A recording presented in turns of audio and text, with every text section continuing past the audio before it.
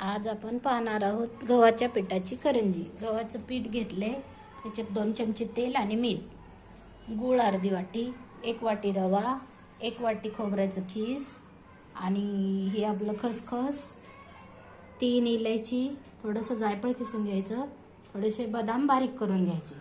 चला तर मग आपण गव्हाच्या पिठाची करंजी रेसिपी पाहूया। हे कणिक मळून घेतली, आता आपण अर्धा तास झाकून ठेवूया। थोडंसं नरमच घेतली मळून। अर्धा तास झाकून ठेवला ना, छान तयार होती कणिक करंजीसाठी।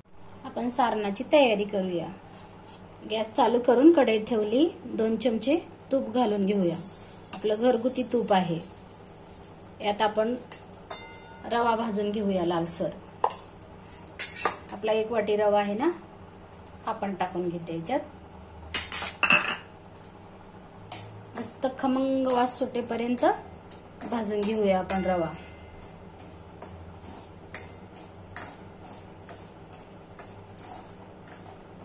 याला 5 मिनिटं लागतील, स्लो गॅसवर भाजून घेऊया। हे पहा, आता आपला मस्त बारीक रवा भाजलेला आहे। आता 1 वाटी खोबर भाजून घेऊया, खसखस भाजून घेऊया। हे आपण काढून घेऊया। आता रवा ताटात काढून घेऊया आणि गार होऊ देऊया। आता आपण थोडीशी खसखस आहे ना, याला पण भाजून घेऊया। याला ना हलवत राहायचं, जास्त गरम होऊ नाही द्यायचं। गॅस पण स्लो ठेवायचा आणि लगेच हे पण काढून घ्यायचंय। बघा आपली छटछट उडली आहे, खसखस काढून घ्यायचं। गरम आहे ना, आता आपण यात खोबर भाजून घेऊया। हे खोबर आहे ना, 1 वाटी, याला पण स्लो गॅसवर थोडंसं लालसर होईपर्यंत भाजून घ्यायचं। आणि हे बॅटर थंड झाल्यावरच यात गूळ घालायचा, म्हणजे आपला छान बॅटर तयार होतो करंजीसाठी। हे जे 4-5 बदाम आहेत ना, हे पण आपण मिक्सरला बारीक करून घेऊया। यातच आपण या 3 इलायच्या आणि ही 5 बदाम थोडंसं मोठं मोठं बारीक करून घ्यायचं। आणि हे जायफळ आहे ना, हे पण थोडंसं चिमूटभर खिसून टाकायचं, जास्त नाही टाकायचं।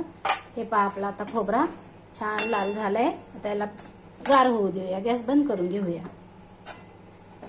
छान भाजलाय खोबरा। आता आपण हे सगळं मिक्स करूया, हे सगळं एकत्र, आणि गार होऊ देऊया आणि मग करंजी तयार करून घेऊया। हे आपण रवा भाजून घेतलाय आणि याच्यात खोबरं मिक्स केलंय।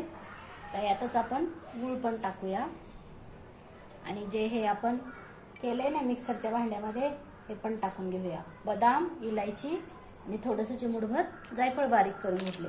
आता आपण हे सगळं असं मिक्स करून घेऊया। आणि आता हे छान गार झालंय।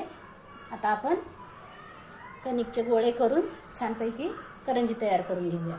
चला तर मग आता आपण करंजी तयार करूया। त्यासाठी असा छोटासा गोळा घ्यायचा आणि आता आपण लाटून घ्यायचा। छानपैकी पातळ लाटून घ्यायचा आणि जे हे करंजीचं साचा आहे ना, याच्यामध्ये आपण करंजी तयार करूया। चला आपण बेलून घेऊया छोटीशी पारी। थोडीशी पातळ लाटून घेतली ना, छान खुसखुशीत करंजी होती। आपण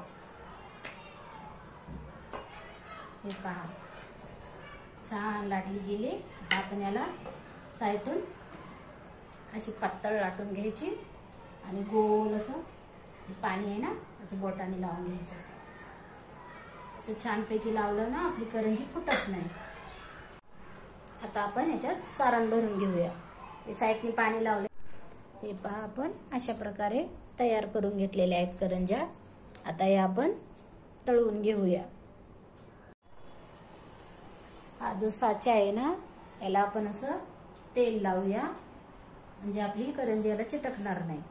आणि हे जे आहे ना, आपण लाटून घेतलेली, हे सारण भरून घेतलेली, ही अशी ठेवून घ्यायची आणि ह्याच्यात आणखीन थोडंसं सारण भरायचं।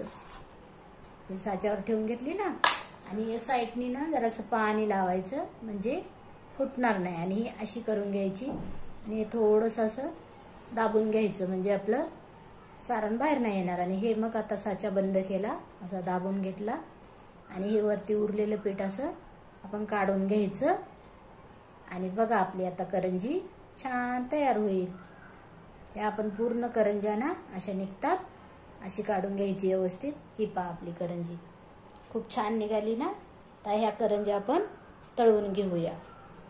चला तर मग तेलात फ्राय करून घेऊया करंज्या. खूप छान झालेले आहे. आपण करंजी फ्राय करण्यासाठी तेल गरम करायला ठेवले. आता चांगलं गरम झाले. तर ह्या ज्या करंज्या हे पहा छान झालेले आहेत. गव्हाच्या पिठाच्या असल्यामुळे हे पहा आपण आता करंज्या छान तळून घेतलेल्या आहेत.